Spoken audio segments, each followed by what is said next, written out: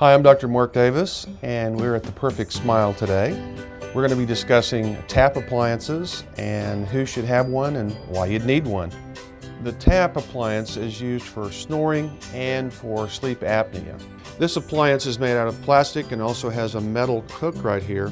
Once you put this in your mouth, it connects to the lower jaw. It moves your lower jaw forward, opening your airway and allowing you to breathe all throughout the night. And after about the third or fourth night, you should see definite results. You should feel more relaxed and refreshed when you wake up and just feel better during the day.